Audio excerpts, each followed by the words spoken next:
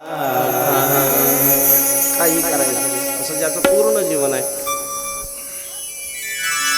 अपेत कृत्यम द्वैपायनो विरह कातर आजुहाव. ज्ञानी असणाऱ्या वेदव्यासांना सुद्धा ज्या पुत्राचा विरह, मुलगा पण तसा लागेल ना. येड्यामुळे याच्यात विरह माय रातभर रडत बसली त्याची. बाल्या नाही आला, बाल्या रात्र झाली, मग बाल्या दुसऱ्या दिवशी कळलं बाल्या बेसरमीत आहे, भरला, उतरलीच नाही त्याची. अरे अशा येड्यामुळे तर कोणी का विरह करण्याचा आहे काय, त्याचा तर गमही करू नये. पुत्र कसा असावा हे पहा. भागवतामध्ये शेवटी उद्धव नंदबाबाला सांगतात, बाबा तुम्ही का रडता तुम्ही इतके. तुम्हाला माहीत आहे तुमचा मुलगा परब्रह्म आहे, ईश्वर आहे. पहिले तर म्हणले खोटा बोलतले का म्हणतो तू. अरे 4-5 सत्संग मी पण माझ्या जीवनात केले, मला कळत नाही का ब्रह्म कसा आहे. आनंद अद्वय नित्य निरामय त्यांनी व्याख्या केली. ब्रह्म असं असतं रे, तो तर रोज भांडणं आणत होता, रोज कोणाची तरी छेड काढायचा. त्याने या गावात उधम केला. तू म्हणतो तू ब्रह्म आहे. तू म्हटले हो बाबा ती ब्रह्म आहे. परत रडायला लागले. मग आता कशाला रडता, वेडा आहेस. अरे आईबापाचं अंतःकरण असते. मुलगा नालायक निघला तरी त्याच्यासाठी रडतात. माझा मुलगा तर लायक आहे तरी मी का रडू नये. संतती लायक असावी आणि मग मायबापाने रडावं. हा लायक मुलगा आहे. बाप ज्ञानी, मुलगा त्यापेक्षा मोठा ज्ञानी. वेदव्यासांना विरह तयार झाला. काही शुकाचार्यांचा जन्म झाला ना. शुकाचार्यांच्या जन्माची कथा अशी आहे, ती भागवतात येत नाही, पण पद्धत आहे भागवतात सांगण्याची. मोठ्या माणसांनी सांगत आलं म्हणून आपण सांगावे, हा नियम आहे. काही गोष्टीचा शास्त्र असं आहे, काही गोष्टीचे दंडक असतात. आता ज्ञानेश्वरी पारायण हे काही शास्त्रीय विधान नाही, पण संप्रदायामध्ये हा दंडक आहे, लावून दिलंय. गुरुवर्य मामाने सप्ताह कसा असावा, मग सप्ताहामध्ये ज्ञानेश्वरी पारायण झालं पाहिजे, गाथाभजन झालं पाहिजे. पूर्वीचे सप्ते असे असायचे. मग त्याच्यानंतर गाथाभजनानंतर दुपारी हरिपाठ, हरिपाठानंतर प्रवचन, प्रवचनानंतर कीर्तन, अशी पद्धत होती जुनी. ही मामांनी लावून दिलेली. वैकुंठीवासी गुरुवर्य हरिभक्तीपरायण मामासाहेब दांडेकरांनी लावून दिलेली परंपरा आहे ती काही शास्त्र नाही, पण ज्ञानेश्वरी वाचावी. ज्ञानेश्वरी वाचल्याने काय होते, ज्ञान होये मुढा अति मूर्ख त्या दगडा. म्हणजे एखाद्याने जर म्हणलं की म्हणजे याच्या डोक्यात काहीच राहत नाही बाबा, राहत नाही म्हणजे डोकंच नाही आला, डोक्यात कसं राहील, फुल भरला भुसा. पण तसाही मुलगा जर तुम्हाला ज्ञानी करायचा असेल तर आवर्जून बसून त्या पोराच्या हाताने रोज 5 ओव्या वाचून घ्यायच्या. मी गॅरंटीने सांगतो, ज्या दिवशी तो 5 वर्षापासून 21 वर्षाचा होईल त्या दिवशी या भारतातला सगळ्यात मोठा विद्वान होईल, कारण ज्ञानेश्वरीची फलश्रुती आहे ती. तूने मैं खाना निगाहों में, तूने मैं खाना निगाहों में बना रखा है, होश वालों को भी दीवाना बना रखा है.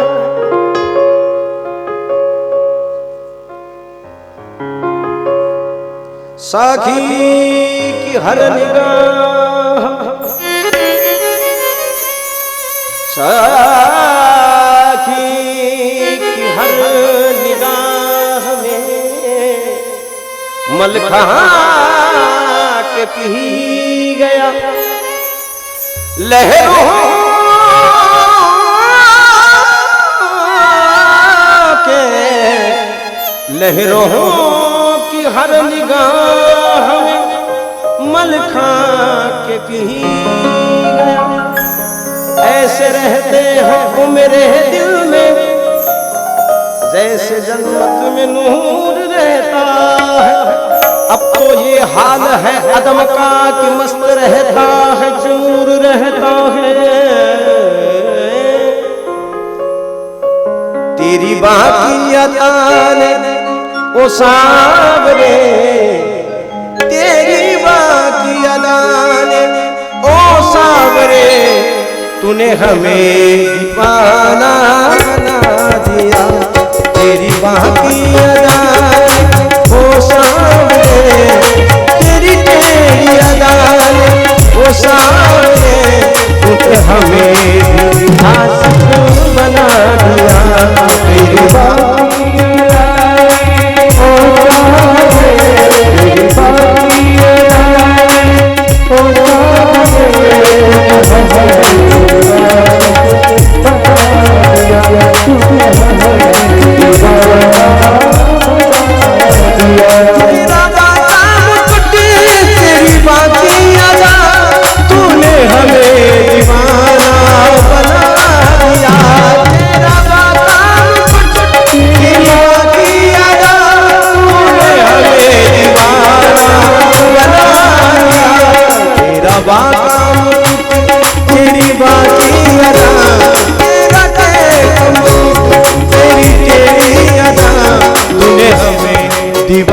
बनाया तेरी बाकी अदा तेरी बाकी अदा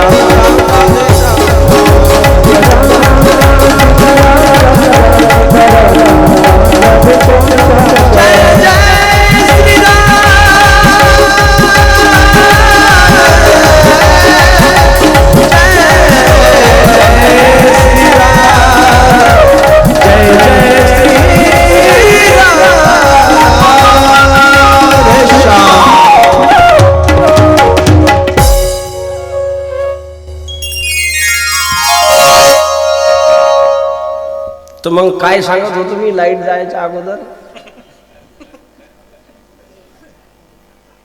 सांगते काय कोणी? नाही आठवत नाही. घरचं तरी आठवण ठेवत जा, नाही तर नागपूरला धाडतील लोक. मी तुम्हाला सांगत होतो शुकाचार्य महाराज पूर्वजन्मामध्ये कोण होते, तिथून आपण लाईट गेली. यम प्रव्रजंतम अनुपेत अपेत कृत्यम द्वैपायनो विरहकातरा जुहाम पुत्री तितन्मयतया तरवोभिनेदोस. इथं होतो आपण की लायक मुलगा होता, वडिलांना सुद्धा ज्याने विरहात पाडलं, असा लायक पोरगा जन्माला यावा बा. नाही की आपण या जगात नसलो ना, तर या जगाने आपला शोक करावा. बरं, सामान्य शोक करतील असं नाही, ज्ञानी लोकांनी शोक करावा, असे शुकाचार्य महाराज. ते शुकाचार्य महाराज पूर्वजन्मामध्ये राधा राणीच्या जवळ पोपट म्हणून वास्तव्य करायचे आणि रोज भजन करायचे. श्रीकृष्ण श्री राधे श्री राधे श्री राधे. एक दिवस त्या राधेने सांगितलं, आता आजपासून राधा म्हणायचं नाही, राधा नावद कृष्णम वद, आजपासून कृष्ण म्हणायचं आणि इथं थांबायचं नाही, भूलोकात जायचं आणि कृष्ण भक्तीचा प्रचार प्रसार करायचा. त्या राधेच्या आज्ञेने शुकाचार्य या जमिनीवर भूतलावर आले. मग तर शुकाचार्याचं प्रागट्य झालं पाहिजे लवकर, याची काळजी कोणाला? नारदांना. कारण नारद हे भगवंताच्या मनाचं नाव आहे. नारद म्हणजे नुसतं भांडणं लावायला लोक म्हणतात हा नारद आहे. नारद, अरे नारद म्हणजे कल्याण करणारा. तुम्ही विचार करा ना, देव भेटायच्या अगोदर नारद भेटले पाहिजे, कारण ज्याला ज्याला नारद भेटले त्याला त्याला देव भेटला. आपल्याला देव भेटला नाही तर आपण समजा अजून आपल्याला नारद भेटला नाही. गावातले नारद नाही, स्वर्गातला नारद. स्वर्गातला नारद भेटावा आपल्याला. नारद ते आहे ज्याचा शब्द रद्द होत नाही. नारद, नारद शब्दाचा अर्थ आहे नारम ज्ञानम ददाती इति नारदः. नारम ज्ञानम अज्ञानम देती खंडयती इति नारदः. जे ज्ञानी बनवतात ते नारद, जे अज्ञानाचं खंडन करतात ते नारद. असे ते नारद एक दिवस काय केलं, कैलासात गेले आणि कैलासात पार्वतीने पाहिला आपले गुरु आले. आणि गुरु आले का त्या गुरुदेवाचं गुरु, मी आधी सांगितलं ना तुम्हाला, गुरु तुमच्या बरोबर जोपर्यंत आहे ना, सगळी कायनात एका इकडे असली आणि तुमचा गुरु तुमच्या पाठीमागं आहे, तुमचं कोणी काही नाही करू शकत. जर तुमचा गुरु तुमच्या पाठीमागं नाही, मग नाही सांगता. पण तो गुरु परमात्मा आहे, म्हणजे चालतं बोलतो ब्रह्मा आहे. श्रीगुरु कोण असतात? चालते बोलते ब्रह्म. ज्ञानोबरांत माझी हृदय श्रीगुरु, जेने तारियला हा संसार पुरू, म्हणून विशेष अत्यादरू विवेकावरी. ज्ञानोबराय म्हणतात श्रीगुरु सारी खा असता पाठीरा. श्रीगुरु सारी खा असता पाठीरा.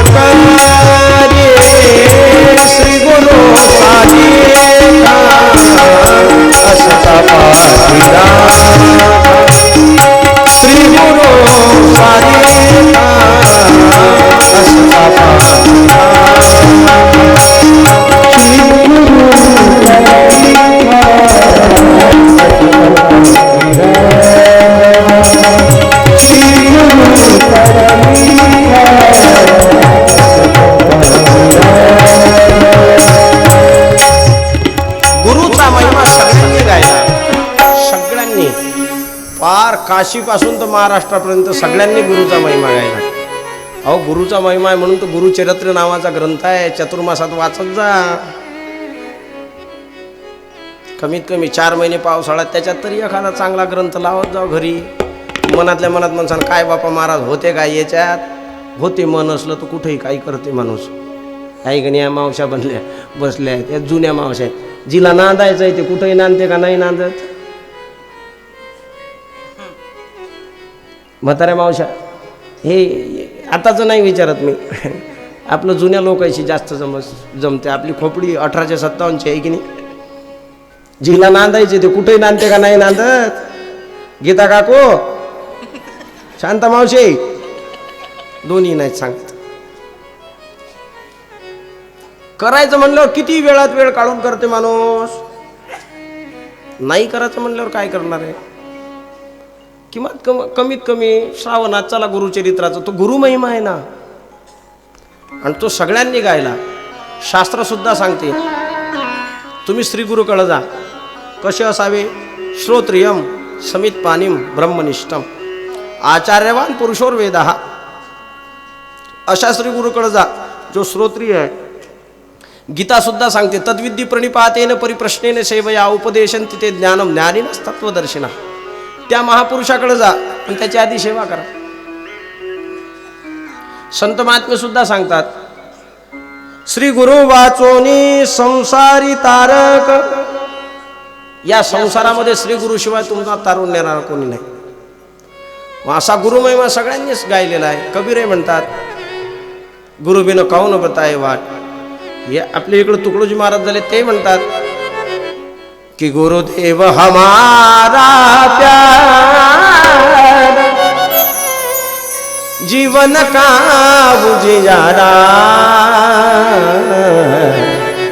देव हमारा प्यार उनके खातिर प्राण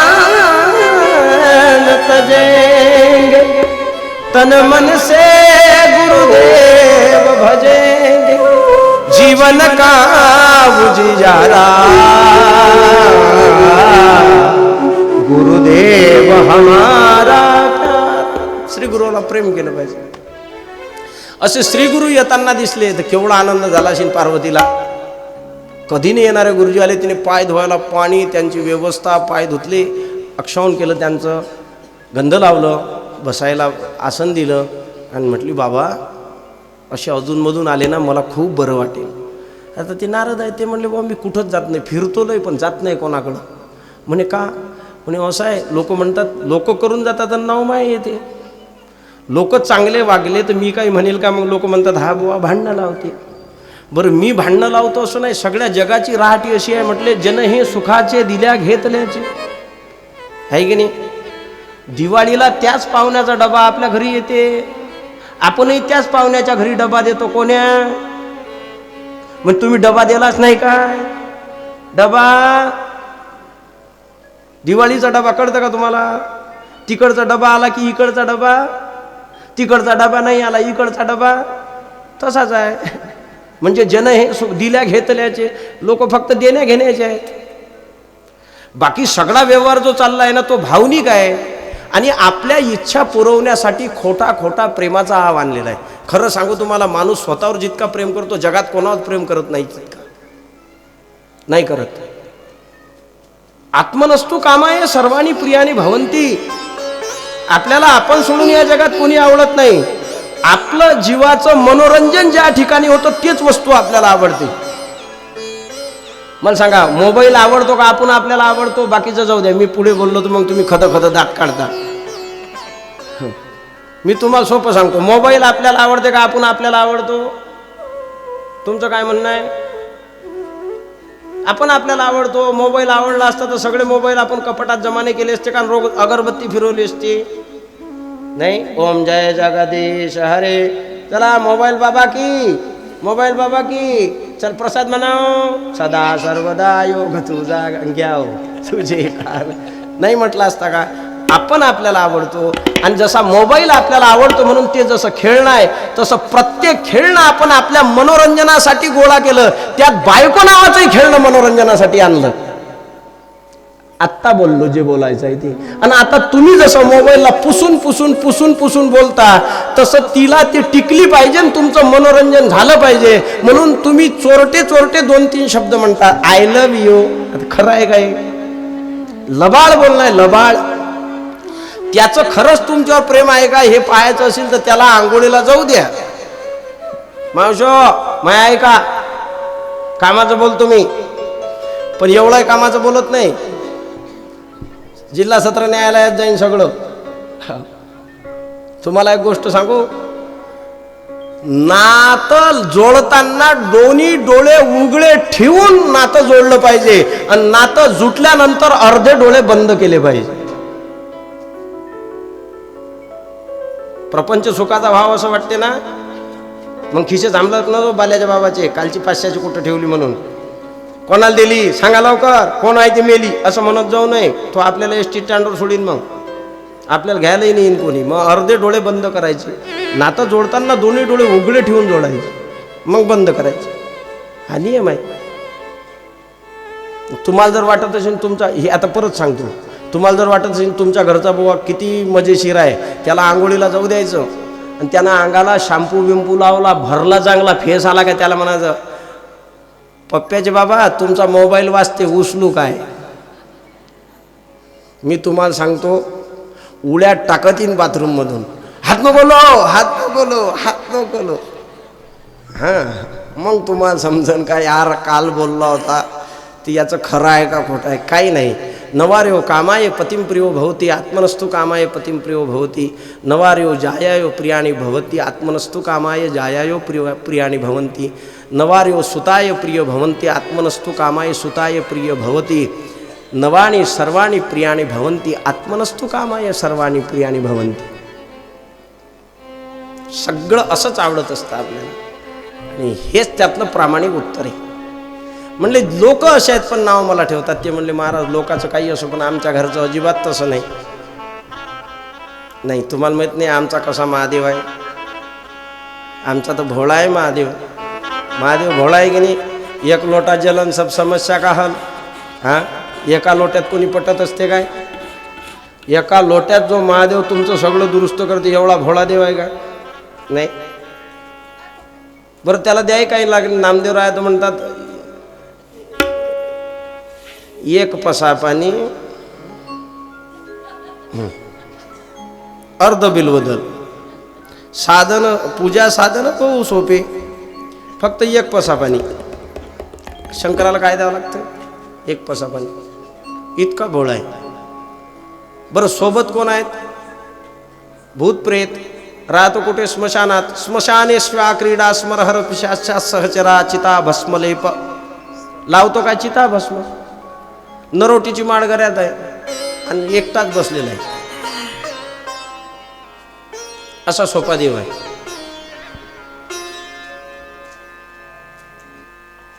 नारद म्हणले सोपा कायचा आहे, तोही कठीणच आहे.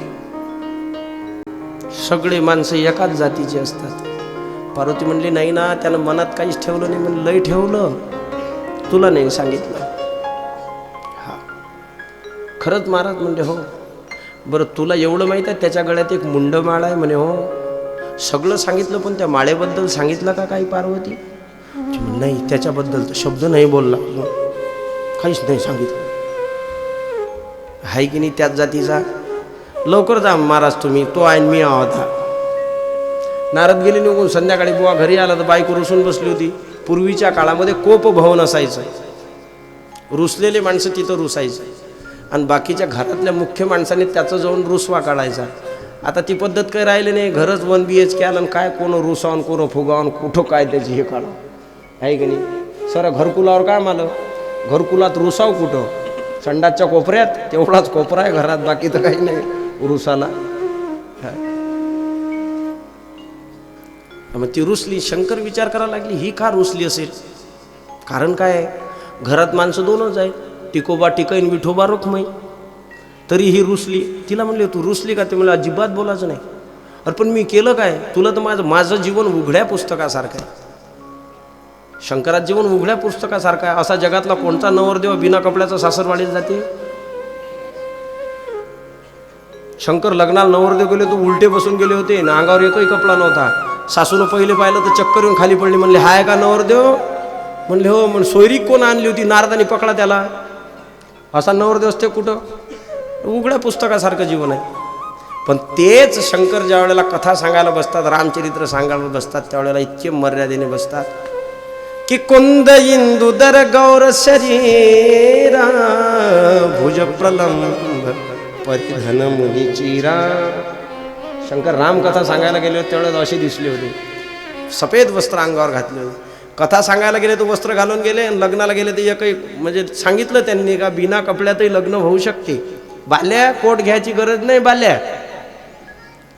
हां तू तो ते म्हणतात तू बाल्या, तू म्हणतो घोड्यावर, मी तर म्हणतो गद्यावर गेलं तरी लग्न होते, फक्त पोरगी तयार पाहिजे.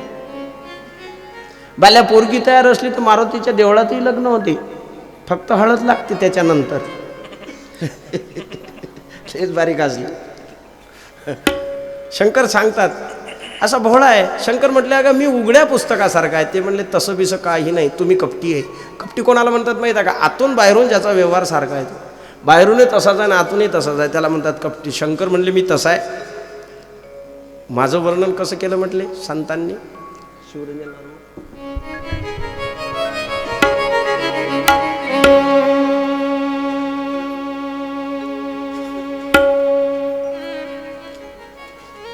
जे कर्पूर गौर आहे, करुणेचा अवतार आहे,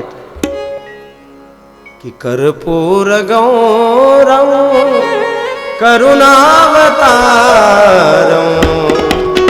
कर्पूर गौरम करुणावतारम कर्पूर गौरम करुणावतारम कर्पूर गौरम करुणावतारम.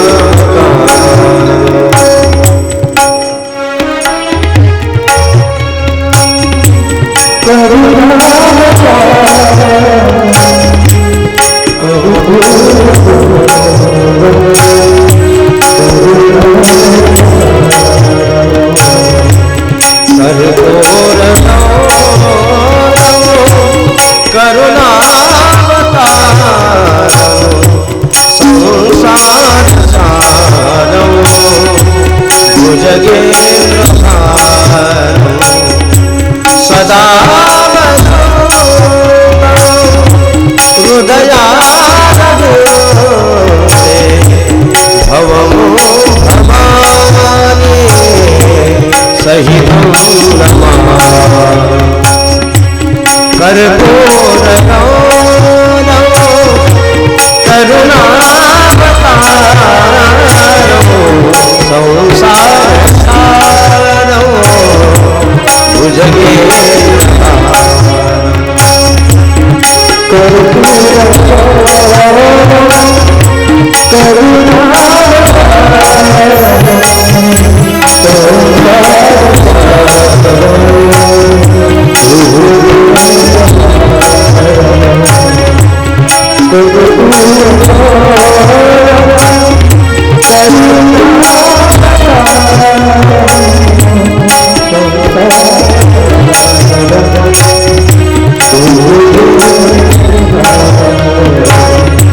सदा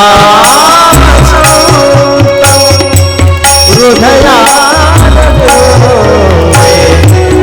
भवं भवानी सहितं